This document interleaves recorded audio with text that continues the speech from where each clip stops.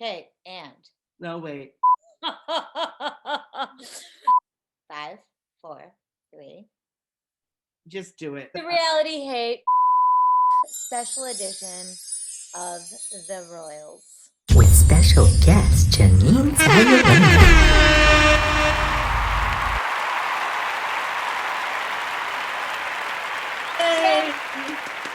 Hello. Thank you, Jeanine, for being here. My oldest friend. She's an expert on all things royal. We are talking about the Meghan Markle and Harry Interview with Oprah Winfrey. I want to get your thoughts, some of your main topics that you want to discuss. Sure. So I thought it was a super moving interview. I thought they were very genuine. They really let us into their side of the story in a way that we haven't heard. I don't think that they were seeking attention in a lot of criticisms that we've seen in the media so far. I think they really just wanted a fair and balanced picture of what their side of the story has been that we haven't really seen yet, because they have been, for the most part, pretty silent for the last year and a half. I cried a few times, I laughed a few times. Perhaps they may have been overly dramatic at a few times, but when have one of us not told a story about our parents and not been a little bit emotionally charged or dramatic in the retelling of one of those encounters? So I think it's totally reasonable that at points it was like, all right, that's a little dramatic, but I get it. I get where you're coming from. I didn't think there were any over dramatic moments. What did you think was a moment a little emotionally charged because it was a parent? Sometimes when they talked about Charles, maybe it was more Oprah's reaction and then the dramatic pausing.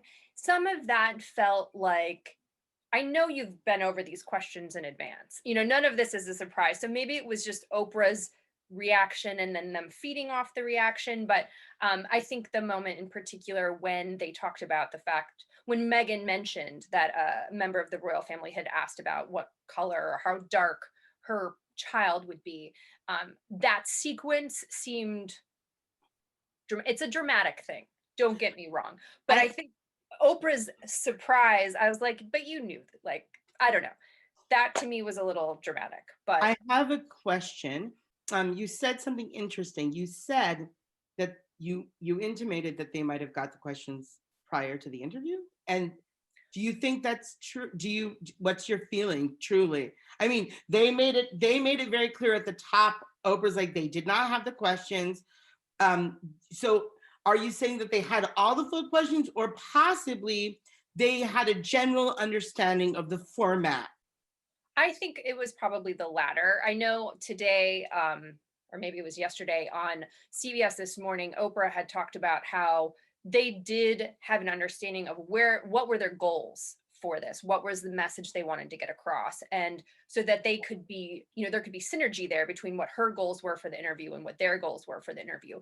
So I know in terms of like general topics and stuff like that, there had to have been some sort of understanding as to what was going to come The out. direction in which they were headed. I think, I do think Oprah was legitimately surprised that they shared what they shared.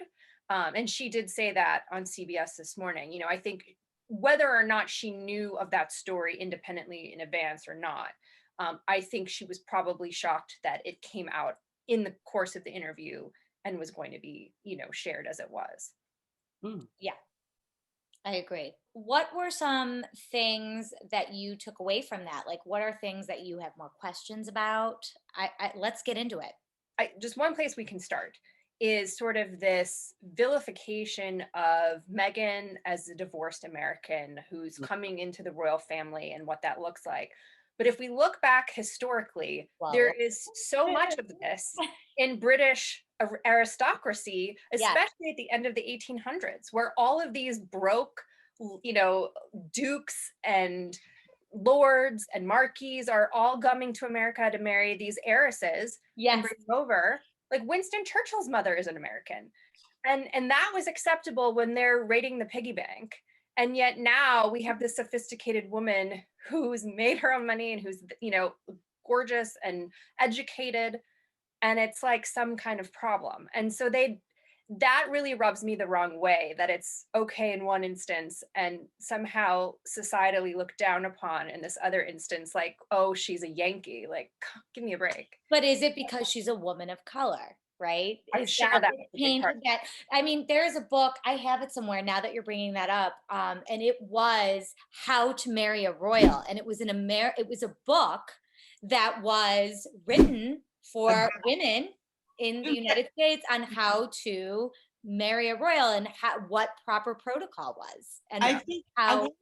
yeah, I wanted to say that I think the majority of the pushback is obviously she is a Black woman. She's mixed race, she is Black, but to the monarchy, she's Black. Like that's it is what it is. Also, the second part of it is the Americans that were marrying royalty. They were part of the top of the top of the top of the 1%, which is in fact what American royalty is, because we are in a way we're not a democracy. We're a, we're you could say we're like we're run by kings and queens. Like we're presented with the choices that they give us, right? I mean, not to sound crazy, but like, I mean, Joe Biden wasn't my first pick. I mean, True, but there was one issue back then, and that was religion, because there was some Jewish heiresses, and they would come to the UK, and they were sort of expected to give up their religion. And at that time, that was a major point of discrimination. At that point in time, I don't believe that anyone could be officially titled, if the father himself was Jewish. It changed with time, and people of Jewish heritage were able to like hold position in parliament and whatnot, but they did have that tension, and they overlooked it again for money. So it's kind of like a purchasing power could overlook anything. I gotta be honest, what was so interesting to me, and I know that you two knew this, I never really understood the difference between the family and the institution. They made it, what I found so brilliant about this interview is they made it crystal clear that the institution is one thing, the family is the other, and the ways they weave in and out of each other are so odd that it is the most unstable environment.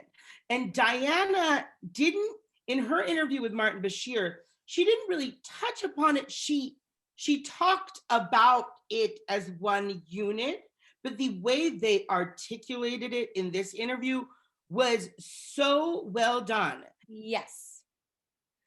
I went on a tangent. No, it's true. I mean, think of any family business, like family businesses that are handed down over generation. At some point, you get a son that's like, I don't want to make bread anymore, guys. Like, I'm out of here. And they don't have that option. And, I think what we learned from The Crown is that, Queen Elizabeth, when she was a princess, was never supposed to be the monarch. Her line was never supposed to be the ruling family. And it was only because of the, actions of her uncle that this happened. So I do think she has some understanding of what it's like to be free, but also resentment that she's not. Right. And, that's, I'm sure, passed down through the whole family. I think that's also why William and his grandmother are, according to William, are so close. She still has a love and an understanding of what's going on, but she is able to compartmentalize, which I find so interesting. I mean, the ability, that's the weirdest thing. The way she is able to kind of strip, I mean, again, right? The firm is a firm of 8, right? So it's Anne, it's William, it's Charles, it's who else is in it? Andrew. Wait, wasn't Andrew asked to step back?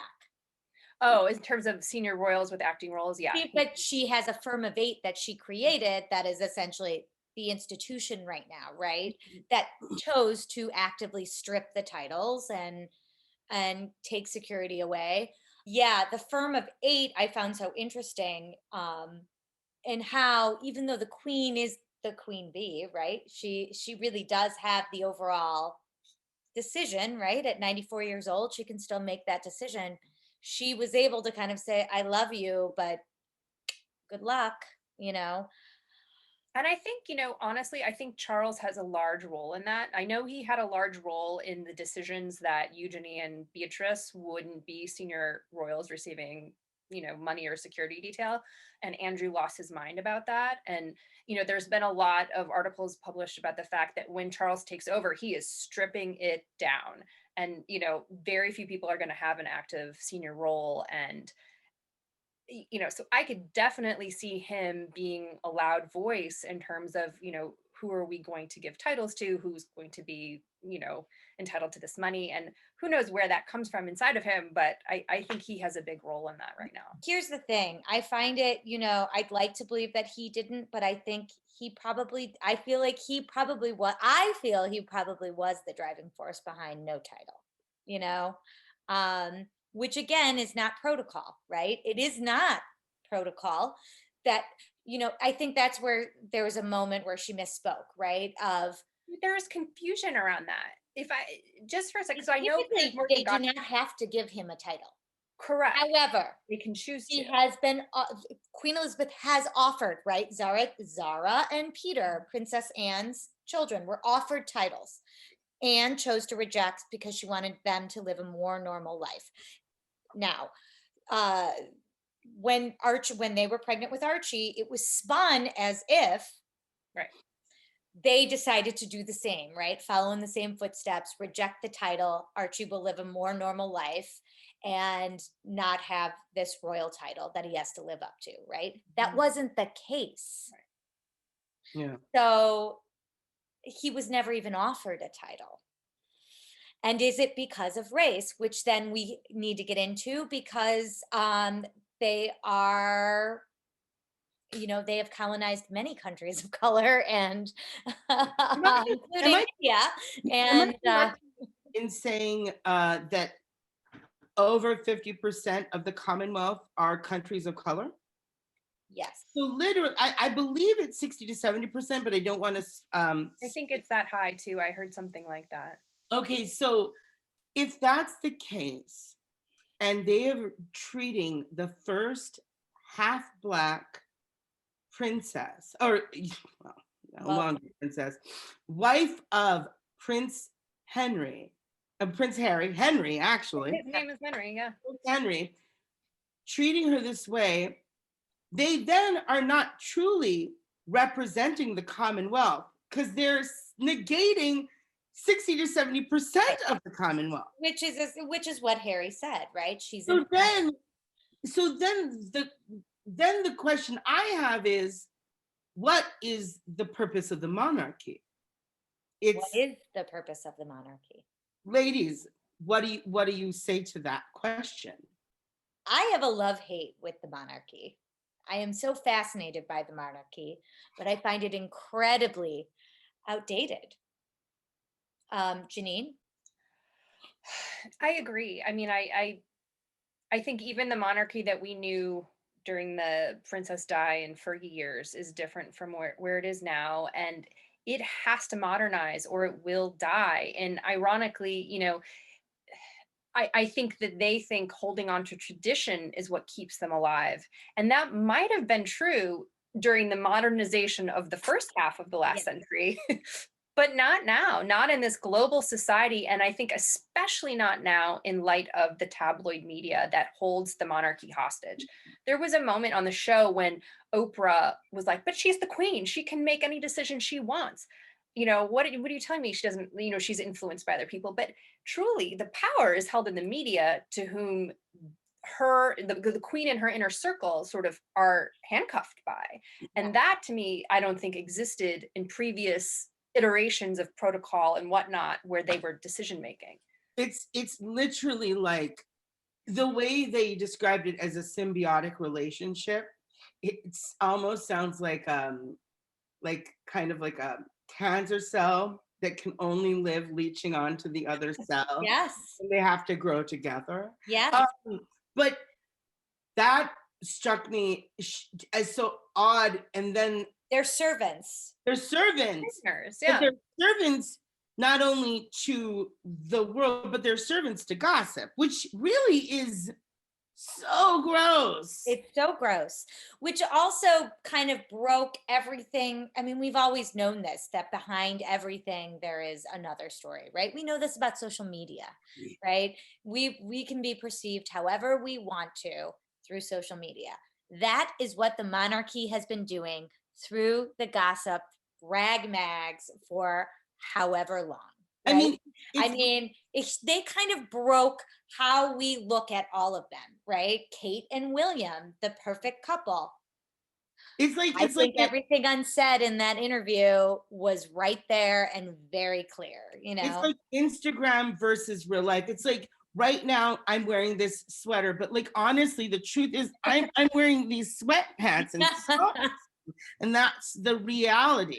And I was gonna just wear my underwear, but I thought it might be inappropriate. Yeah. Well, can I ask, what do we think about the theory that the intense focus on Meghan and Harry in the last, I don't know, 18 months Uh-huh. was used as a scapegoat to what should have been put on Andrew? 100%. 100%. We know that, right? Mhm. 100%. We know that was all to protect Andrew.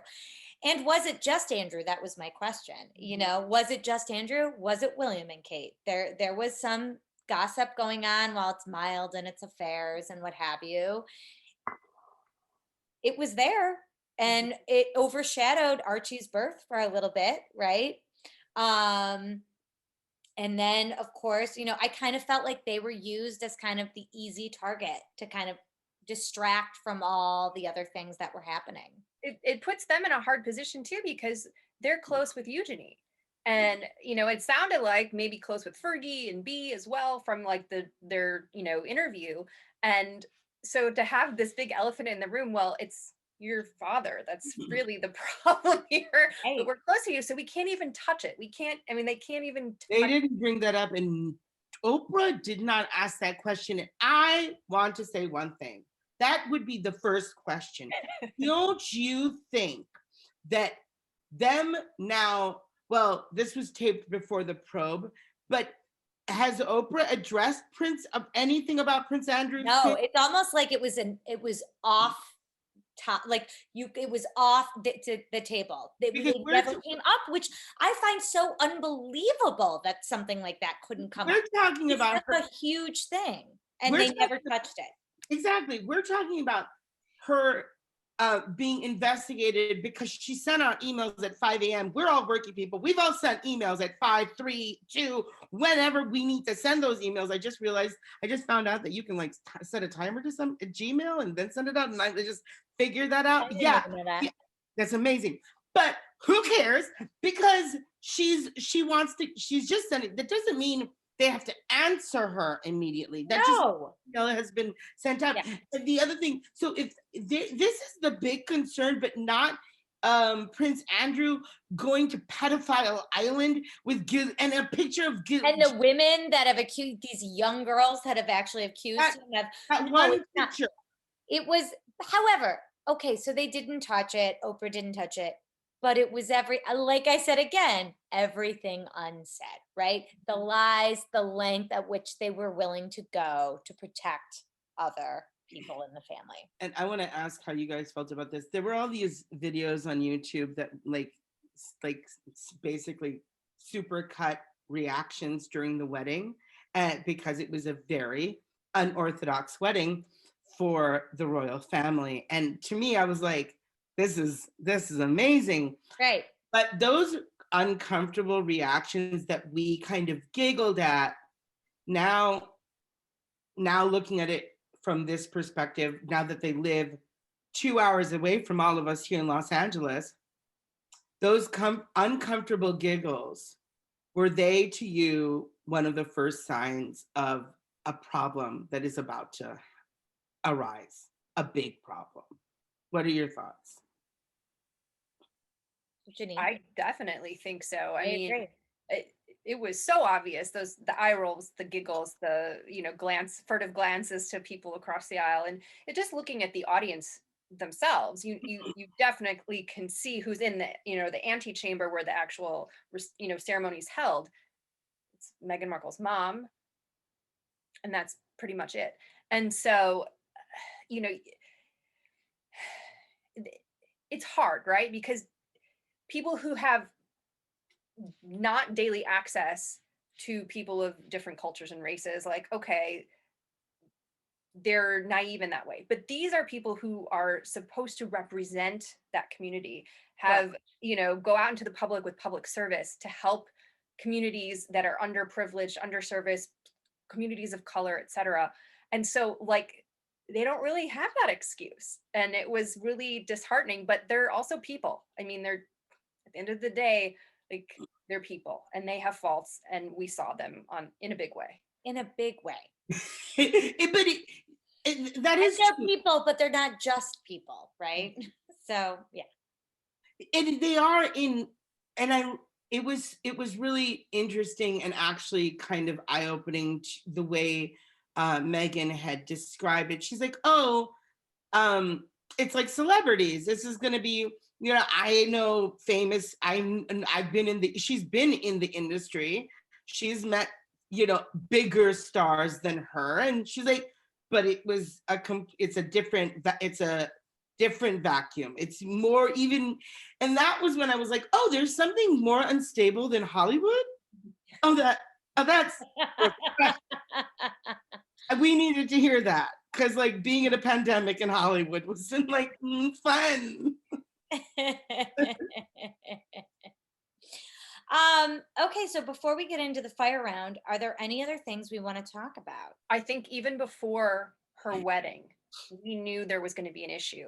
The first Christmas brunch that she went to, Princess Michael of Kent showed up with a Blackmore brooch. Yeah. And when you think about people where every brooch, every piece of jewelry has significance, every dress that Kate Middleton wore when she presented the babies after birth was a replica of something Diana wore. Like, every detail of their lives has significance, is loaded intentionally. There are people who keep track of these things so that they can dress them. So when a woman shows up with a Blackmore brooch that she hasn't worn in 30 years publicly to the first meeting with Meghan at Christmas, you have to think that that was some kind of... That was a slap in the face. Think about how, let's even just bring it to recent times for people and make it easy, of when the Queen met Donald Trump and wore a brooch that the Obamas gave to her, right?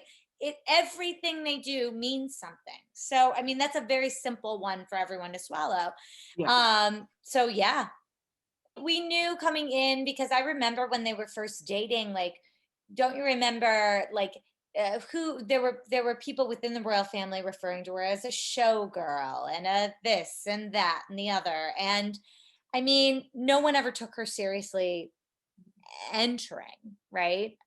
So yeah. Okay. Anything else before we go? Janine, do you have any other one more thought? I thought when she was talking about her loneliness in the palace, that really struck me and did harken back to stories you've heard of Princess Diana. And she said, she was everywhere, but she was nowhere. Like, she couldn't even go to lunch because she's saturated right now. And the irony is with and this is history repeating itself, is that the monarchy wants these people to connect with the public, to increase, their social value, to be dynamic, beautiful, poised, cultured, etc. And then they have it, and it's like, well, oh, no, you can't go too far. Like, it's like, how do you know how to live in that dynamic? 50% less of who you are, right? Like when she said, we need you, or the institution said, we need you to be 50% less of who you are. What is that? And for whose benefit, And it reminds me of, the first trip that Charles and Diana took, and he lost his mind because the Australian tour, which was compared. 1983, Australia. And there is a little documentary about that on Hulu that people should check out. I watched it last night. I have seen it, yes. But the fact, it's just so crazy how it's literally history really repeating itself in like the craziest way. It's almost like everything was set up. But I mean, I know that wasn't set up. Of course, they're going on a trip, but the fact she's pregnant, Diana had was it, she only had William at the time, correct? Yeah, 1980. very new. Yeah, Very new. maybe So a year.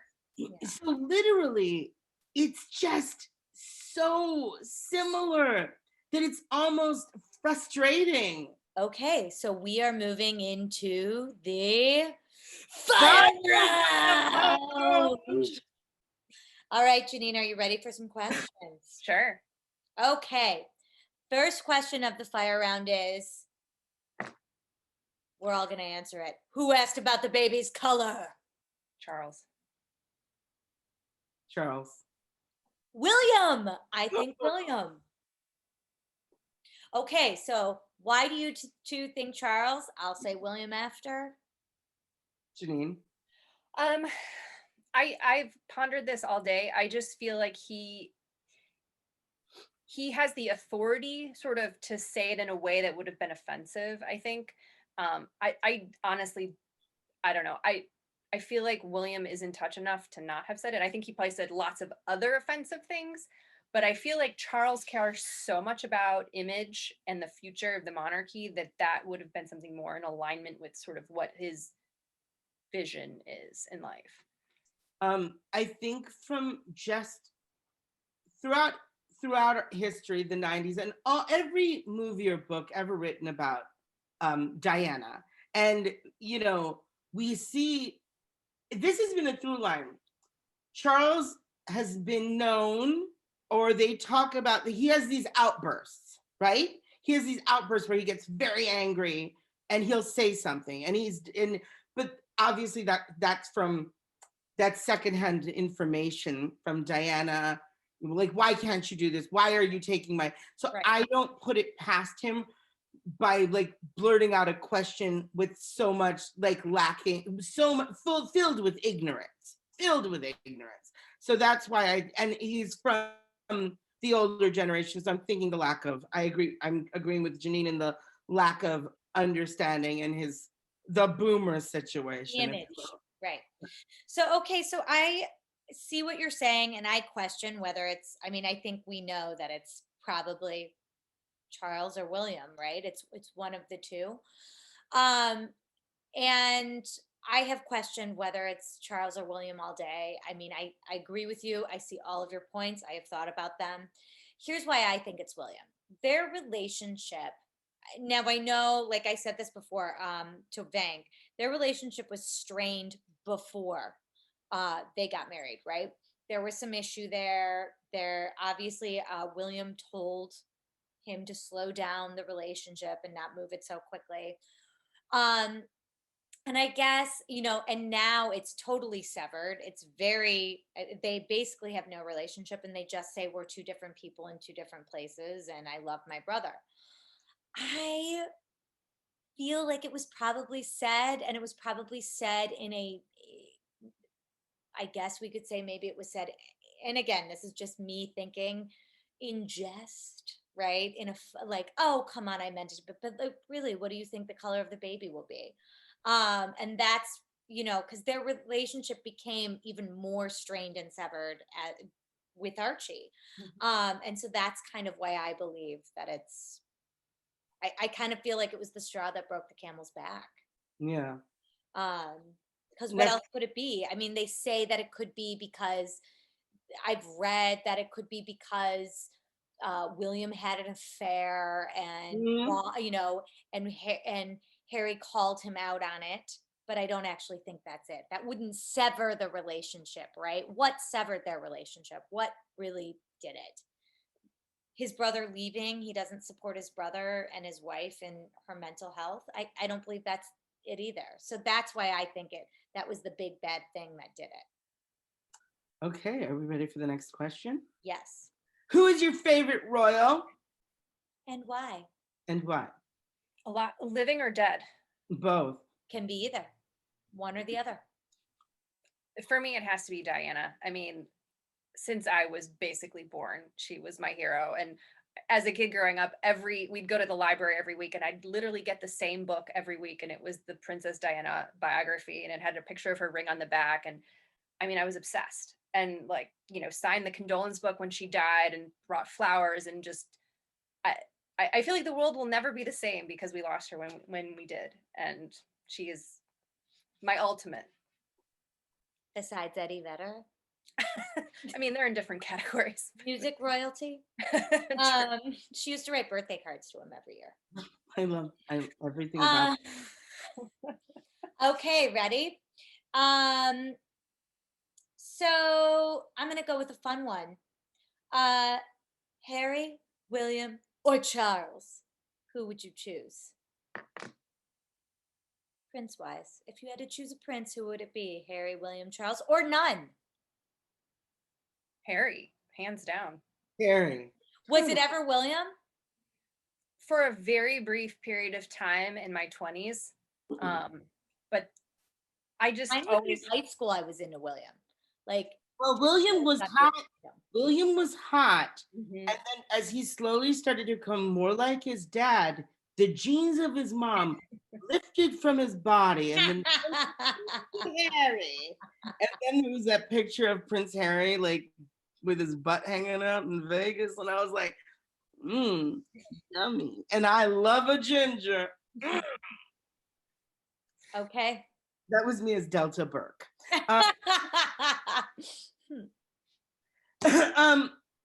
What are your thoughts about the comparison between Wallace Simpson and Meghan Markle? Do you think that's fair or?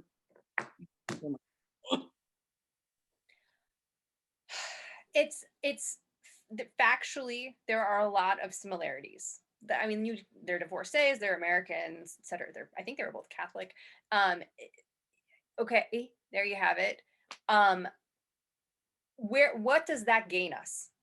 Nothing, because at the time there were rules in place that prevented a monarch from marrying a person with those characteristics. So that meant something. Today it doesn't mean anything.